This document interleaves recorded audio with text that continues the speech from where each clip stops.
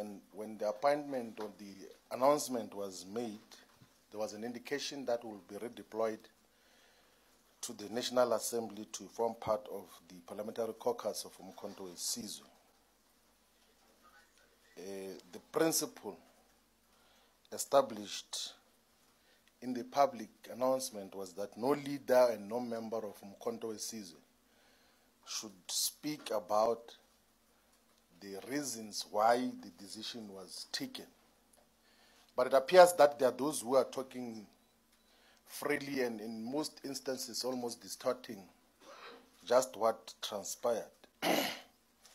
So, as a disciplined member of Umkhonto we Sizwe, I want to put on record as to what were the reasons that were given in the national officials for my redeployment.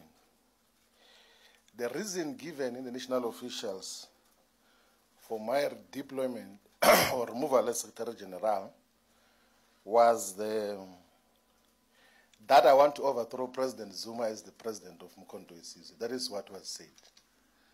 That all the work that we were doing as Secretary General of establishing structures and identifying leaders was meant ultimately at the removal of President Zuma as president of Umkhonto we Sizwe.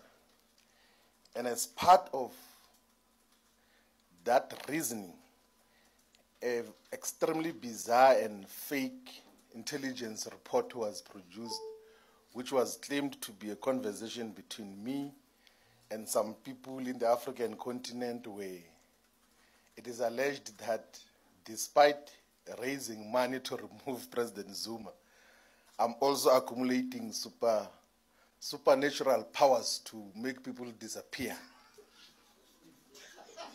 That is the reason why we had to deal with superstitious issues as the basis of what happens, that there's apparently a head which I was going to be given to give to someone, and some people were going to die so that I can become president of Umkhonto we Sizwe. That was the intelligence report which were rejected with contempt and said that that is absolute rubbish.